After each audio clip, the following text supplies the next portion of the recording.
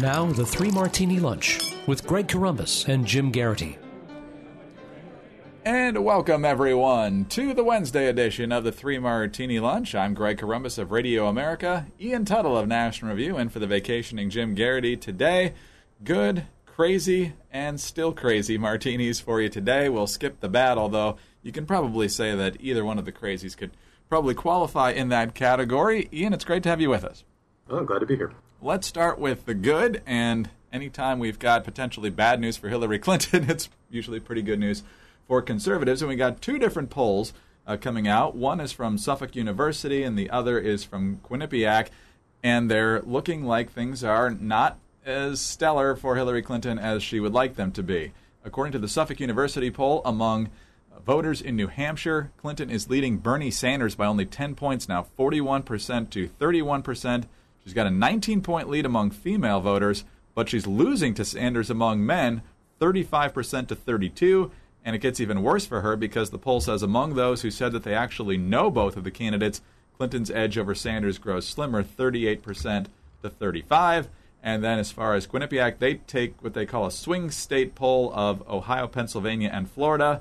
And apparently Hillary Clinton does not feel people's pain nearly as well as her husband did a couple of decades ago, because when it comes to whether or not she cares about voters, Clinton got a 48 to 46 divide in Florida. Both Jeb Bush and Marco Rubio beat her on that question in the poll. It's split among Ohio voters, 48-48 as to whether Hillary cares about them, and she's underwater, 51-45 in Pennsylvania. So it's still highly likely that Hillary Clinton will be the runaway winner of the Democratic nomination, but she's still piling up a huge amount of baggage here.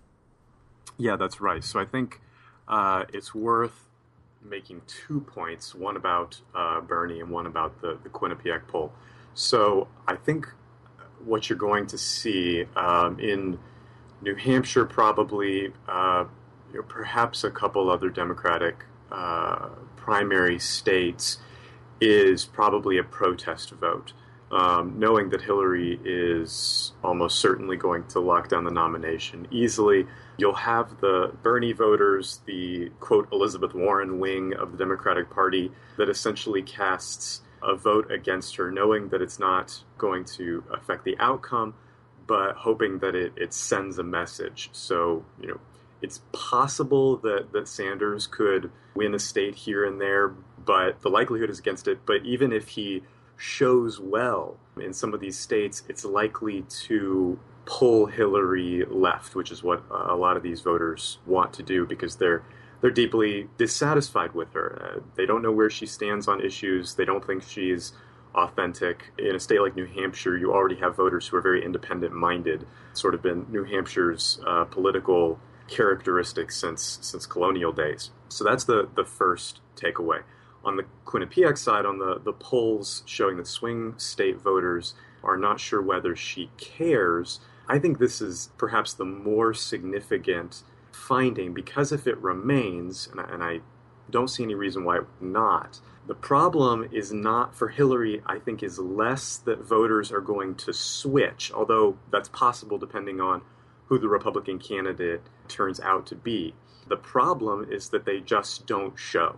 Take this as anecdotal evidence. I had a conversation with a self-identifying progressive a couple weeks ago, and she said if the general election ended up being Clinton-Bush, she might just not come out. That is a much bigger problem for Democrats than for Republicans, because they need the turnout. Republicans will show up simply to oppose Hillary, even if they don't necessarily like the candidate, I think. I don't think Democrats will. I think the dissatisfaction with her is so strong that they just might not show. And in key states, Florida, especially if you have Bush or Rubio at the top of the ticket, Ohio, potentially Pennsylvania, that could be a real problem. Certainly could, and it brings up a couple of interesting points, because this is the question, you probably remember, Ian, that really killed Mitt Romney in the exit polls in 2012. When it came to specific issues, a lot of people thought more highly of Romney than Obama, but when it came to, does this person care about me, Obama trounced him. I don't remember exactly what the numbers were, but it was substantial. So even if the Republican isn't getting great numbers, which they probably won't, if Hillary is hovering right around 500, that could take away a big chunk of the advantage that Obama enjoyed with his coalition, and that, of course, Hillary is trying to reassemble, it would appear, by moving further and further left. So on to the crazy martini number one now, and, of course, part of Hillary Clinton's electoral fortunes will be determined by who she faces as the Republican nominee. And yesterday we got an amazing, entertaining announcement from someone who I think just about everyone, if they're really honest, realizes will not be the Republican nominee. Here is a montage of a few different clips from Donald Trump, both from his actual announcement at Trump Tower that never seemed to end, as well as his reaction to a couple of the other candidates in the field when asked by ABC's George Stephanopoulos. I would build a great wall, and nobody builds walls better than me, believe me. And I'll build them very inexpensively. I will build a great, great wall on our southern border, and I will have Mexico pay for that wall. Yeah. Mark my words. Yeah. I have a total net worth, and now with the increase, it'll be well over $10 billion. I'm not doing that to brag, because you know what? I don't have to brag. I don't have to, believe it or not. Just give me your instant reaction. Okay. Jeb Bush. I'd call him a stiff. I mean, I think he's a stiff. I watch him. I think he's somebody that doesn't want to do what he's doing. I don't know, is he being forced to do it? Marco Rubio. I think he's highly overrated. I think he's an overrated person.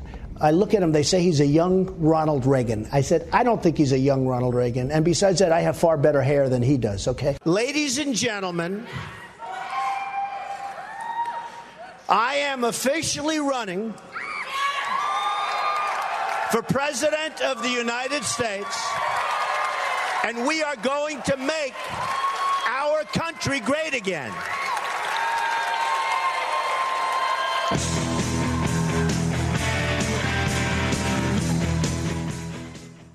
Had to get the music in there. That was perhaps the most awkward part. So, Ian, we didn't even include the part where he talked about how he's really, really rich, how he sold an apartment for $15 million to a Chinese guy so he doesn't hate all Chinese people. Not everybody who comes from Mexico is a rapist, and he would be the best jobs president that God ever created. So, an abundance of riches. Where do you even start here? It doesn't lack for confidence, that's for sure. This is really a Christopher Buckley book waiting to happen about our reality television commander-in-chief. That's sort of my problem with it. Well, I have many problems with it, but to go through them, if you're going to take him even modestly seriously, the fact is that he has a whole number of positions that, despite the media coverage, are just extraordinarily unconservative. He's touted single-payer health care. He's not in the slightest pro-life. There are a number of things that you can point to that would make him a far more palatable independent candidate, or even Democrat perhaps in a different day and age, than a Republican. But I sort of don't much like talking about those things because it gives him more credit than he's actually due. The main problem that I have is that he brings the reality television culture even more than it already has been into politics.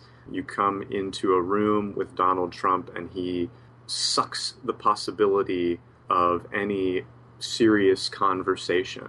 If he's on the debate stage, you're not dealing with a fundamentally serious person. You're dealing with a notorious self-promoter, a man who you certainly know from those clips and from his entire history is all about himself and developing his media personality. It's really sort of an embodiment, frankly, some of the trashier realities of popular culture. I don't think that it serves the Republican Party, but Americans to take him seriously as a political actor. And the more air you give him, the more you sort of tempt changing the political culture into the Kardashian culture. Speaking of which, that's a perfect transition into our third martini, our second crazy martini. And if anyone fit the pop culture reality that we face right now, the Rachel Dolezal story certainly has done that over the past several days. I think today's actually the first day we've addressed it on the Three Martini Lunch. This is the woman who, until recently, led the Spokane, Washington chapter of the NAACP.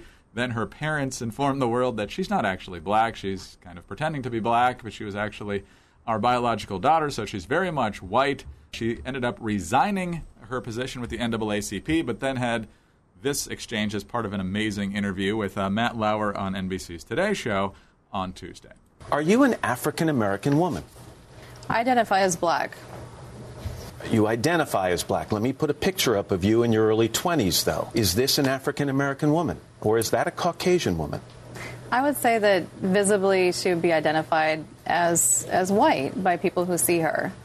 But at the time, were you identifying yourself as African-American? In that picture, during that time, no. And so the story only gets weirder and weirder. She's now claiming, Ian, that there's no proof that she's the biological daughter of the parents that essentially outed her. Now there's reports in the Daily Mail that there's a sex tape that exists of her. She also claims to be bisexual. She's the cultural slide of America wrapped up into one here.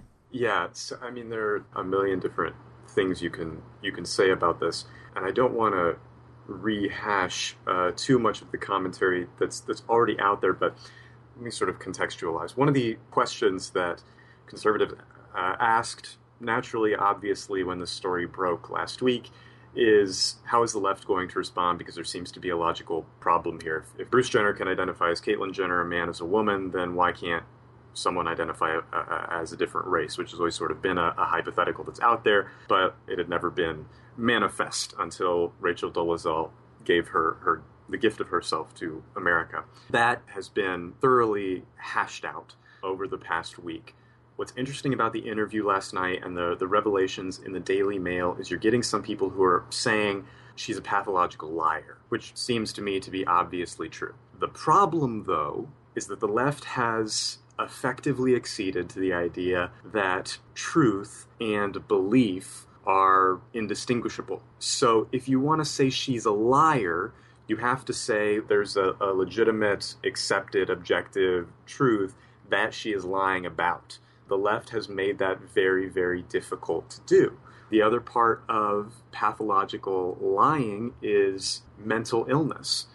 Well, if you say that she's crazy, what does that mean? Because the whole question of transgenderism up until 3 weeks ago was this was a mental illness. Well, now it's not a mental illness. Now it's just a social construct that we accept. It was abnormal. Now it's just normal, and we need to deal with it. So you can't say, it seems to me, by progressivism's own internal logic, oh, Rachel Dolezal is just obviously crazy. It's just a matter of the window for normal, crazy, healthy, mentally ill hasn't shifted yet. It's simply a matter of time. My colleague, Charles Cook, has written that as soon as she threatens to commit suicide, that window will shift. I think, unfortunately, that's the case, that we're at a point in American culture where we're normalizing pathologies. It's a very dangerous place to be, and it equally applies to the normalization of Donald Trump as a major Republican candidate. We sort of have this crazy person who we've said, well, maybe he's not crazy. It's been interesting to watch the left respond to this, because at the beginning they were all about calling her out for misrepresenting herself, but as time goes on and they see how active she's been on their issues over time, well, then suddenly it's okay. Jonathan Capehart was appalled last week. By yesterday, there were folks on MSNBC like Michael Eric Dyson saying, well, essentially she's an ally of ours, so yeah, she might as well be black. When you have black conservatives who actually are black, they're not considered black because they don't hold the right political views. So. Exactly. The left, whether it wants to make race a biological construct or a social construct, can have it work out for them both ways. But the problem is the left wants both the biological issue and the cultural. They want it to be a sort of biologically absolute thing. Rachel Dolezal is lying. Obviously, she's not black. And they want it to be a social construct. Well, you can have one or the other and the logic can work out, but you can't have both, and they want both. Ian, thanks as always for filling in for Jim. We'll talk to you soon. Absolutely. Thanks, Greg. Ian Tuttle of National Review, and for Jim Garrity today, I'm Greg Corombos of Radio America. Thanks for being with us, and tune in again on Thursday for the next 3 Martini Lunch.